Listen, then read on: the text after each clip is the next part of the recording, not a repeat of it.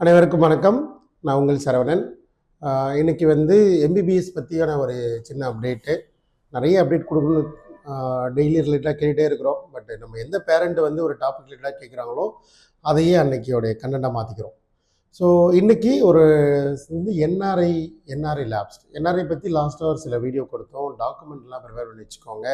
இது யாருக்கு பொருந்தும், எவ்வளோ செலவாகும், என்டையராக இந்த கவுன்சிலிங் ப்ராசஸில் மொத்தமாக காலேஜோட ஃபீஸ் என்னமோ 15 லட்சம் தான் சார். ஆனால் கிட்டத்தட்ட எல்லா கவுன்சிலிங் அப்ளிகேஷன் போட்டு ஒரு 10 லட்ச ரூபா கட்டி வச்சுருக்கிறேன். ஆனால் குறிப்பிட்ட கால இடைவெளியில் வந்துடும். எல்லாருக்குமே பணன்றது ரொம்ப முக்கியம்தான். பட் அந்த கவுன்சிலிங்கில் பார்ட்டிசிபேட் பண்ணுறதுக்கு ஒரு டெபாசிட்னு ஒரு கேட்டகரி, அதை கண்டினியூஸ் மானிட்டரிங்னு ஒரு கேட்டகரி, இது எல்லாத்தையும் தொடர்ந்து ஃபாலோ பண்ண அந்த பிட்வீன் டைமில் நீங்கள் எதிர்பார்த்த பணத்தை விட மிகப்பெரிய தேவைகள் பணம் இருக்கும். அதை அன்னைக்கு உட்காந்து உங்களால் ரெடி பண்ணணும்னு நினச்சிட்டு ரெடி பண்ண முடியாது. ஸோ முன்னாடியே பிளான் பண்ணி வச்சுக்கிறணும், அந்த மாதிரி சொல்லுவோம்.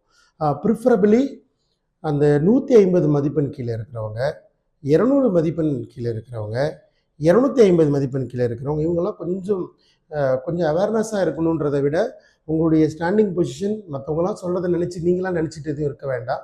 வி பிளான் ஒரு சின்ன ஒரு அப்டேட்டு என்ஆர்ஐ பற்றி, என்ஆர்ஐ லேப்ஸ் டெஸ்ட் பொறுத்த வரைக்கும் டெஃபினட்டாக ஒரு மார்க்கு நீங்கள் 250 கீழே இருக்கிறீங்க, ஒரு நல்ல தலை சிறந்த கல்லூரிக்கு நான் போகணும்னு ஆசைப்பட்றேன், எனக்கு ஃபினான்ஸ் சேலஞ்சே இல்லை, I'm ready to pay any amount. Even ஒரு கவர்மெண்ட் காலேஜில் கூட என்ஆர்ஐயை பயன்படுத்தி நீங்கள் பணம் கேட்டால் அரசு மருத்துவக் கல்லூரியில் படிக்க ரெடியாக இருக்கிறேன் அப்படின்றப்போ இமீடியட்டாக we have time in another 5 days. தமிழ்நாட்டில் இருக்குது, இன்னும் பல மாநிலங்களில் ஓப்பனே பண்ணலை. ஸோ அதெல்லாம் பயன்படுத்தி குறைவான மதிப்பெண் இருந்தும் கூட அரசு மருத்துவக் கல்லூரிக்கு என்னால் படிக்க முடியும்னா என்ஆர்ஐ ஆப்ஷனை பயன்படுத்தி படிக்கலாம். ஸோ அது மாதிரி நீங்கள் முன்னாடியே அந்த எந்த கேட்வேல போகணும், இல்லை எந்த கேட்வே நம்ம ஆப்ஷனை அதிகப்படுத்திக்கணும். இப்போ ஒன்றுமே சிம்பிளாக சொல்கிறேன், 500 மதிப்பெண் மேலே இருக்கிற குழந்தை ஒரு பெரிய ஆப்ஷன் எதுவுமே கிரியேட் பண்ணணும்னு நீட் இருக்காது, அப்ளிகேஷன் நீட் இருக்காது. அதே போல் ஒரு 450லேருந்து 500 மார்க் இருக்கிறவங்க ரொம்ப கொஞ்சம் சென்சிட்டிவாக இருப்பாங்க, கவர்மெண்ட் கோட்டா அப்ளிகேஷனாக கம்பல்சரி போட்டு வச்சுப்பாங்க. அதே மாதிரி ஒரு 400லேருந்து 450 மதிப்பெண் இருக்கிற குழந்தைங்க என்ன பண்ணுவாங்க, ஒரு எஸ்சி கேட்டகரியாக இருந்தாங்கன்னா அட்லீஸ்ட் கவர்மெண்ட் கோட்டா அப்ளிகேஷன் மட்டுமே போதுமானது, உங்களுடைய சேஃபர் ஜோனில் மேனேஜ்மெண்ட் கோட்டா அப்ளிகேஷன் போட்டு வச்சுக்க சொல்லுவோம். அதே மாதிரி 400க்கு கீழே இருக்கிற மாணவர்கள் என்ன பண்ணுவாங்க, உங்களுடைய ஃபினான்ஷியல் பொட்டன்ஷியலை பொறுத்து கவர்மெண்ட் கோட்டா அப்ளிகேஷனும் இருக்கணும், மேனேஜ்மெண்ட் கோட்டா அப்ளிகேஷன் இருக்கணும், ரெண்டுமே பார்ட்டிசிபேட் பண்ணி இங்கே இல்லைன்னா பக்கத்து மாநிலத்தை பார்க்கணும், இல்லை இந்தியா முழுவதும் எங்கேயே தான் தேடி குறைவான ஃபீஸில் எம்பிபிஎஸ்ஸை பிடிச்சி வச்சுக்கணும். இதுதான் ஐடியா. அப்போ 250லேருந்து 350 நிறைய பட்ஜெட் இருக்காங்க. 250 கீழே இருக்கணும். இந்த என்ஆர்ஐன்ற ஒரு ஆப்ஷனை உண்மையாலுமே உங்கள் சொந்தக்காரங்க இல்லை உங்களோட ரிலேட்டிவ் யாராவது இருக்கிறாங்கன்னா இருக்கிற 4 நாளில் பயன்படுத்தி கண்டிப்பாக ஒரு எம்பசி சர்டிஃபிகேட் மட்டும் வாங்கி ரெடி பண்ணிட்டீங்கன்னா தாராளமாக என்ஆர்ஐ கேட்டகரியில் வரலாம். என்ஆர்ஐ கேட்டகரி பொறுத்த வரைக்கும் தமிழ்நாட்டு கீழே இருக்கிற 22 self financing private medical college பொறுத்த வரைக்குமே அவங்களுடைய ஃபீஸு 25,40,000, ஆல்மோஸ்ட் 25 lakhs வச்சுக்கோங்க. எல்லாம் அதெல்லாம் சேர்த்து ஒரு 29 lakhs வரலான்றது எதிர்பார்க்குறோம். ரைட். அதே மாதிரி அந்த சீட்டு நம்பர் ஆஃப் என்ஆர்ஐ மாணவர்கள் இல்லை அப்படின்ற பட்சத்தில் அந்த சீட்டை என்ஆர்ஐ லேப்ஸாக டிக்ளேர் பண்ணுவாங்க. டாப் ரேட்டட் கல்லூரியில் என்ஆர்ஐ லேப்ஸ் சீட்டு வரவே வராது.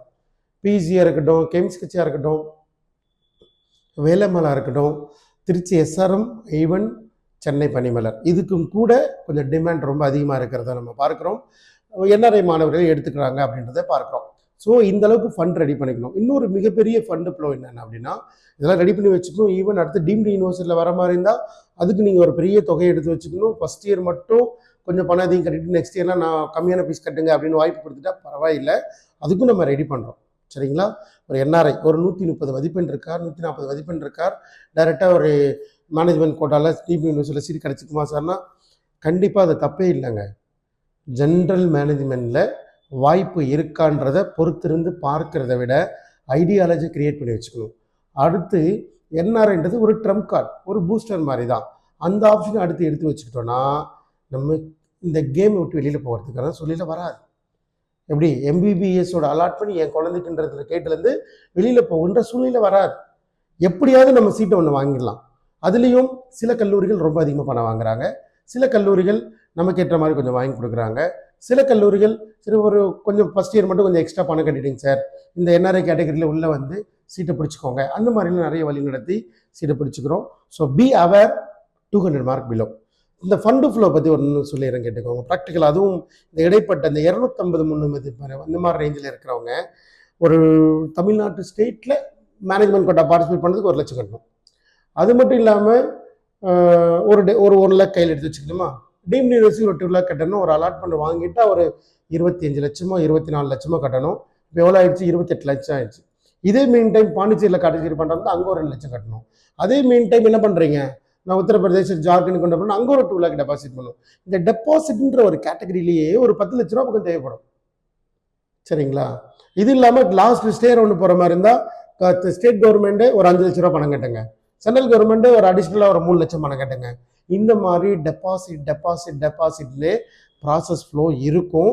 அந்த பணத்தை அப்போதைக்கு ரெடி பண்ண முடியலன்னு சொன்னீங்கன்னா அந்த கவுன்சிலிங் சிஸ்டத்தில் பார்ட்டிசிபேட் பண்ண முடியாமல் போயிடும். ஸோ பிளானிங் இட் இஸ் ஒரு ஃபைனல் அவுட்கம்.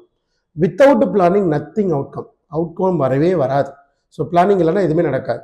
ஸோ ஃபண்டு ரொம்ப முக்கியம். எங்கே எந்த இடத்துல எவ்வளோ தூரம் செலவு பண்ணணும், எவ்வளோ பணம் ரெடியாக பண்ணி வச்சுக்கணும். இன்னும் ஒரு 40 நாள் டைம் இருக்குது. 40 நாளுக்குள்ளே நமக்கு தேவையான பணங்களை பணமாகவோ இல்லை பேங்க் அக்கௌண்ட்லேயே எடுத்து வச்சுக்க வேண்டியது அவசியம். ஸோ நம்ம தொடர்ந்து பார்த்துக்கிட்டே இருங்க. அடுத்தடுத்த வீடியோக்குள்ளே சந்திப்போம். ஸோ நன்றி, வணக்கம்.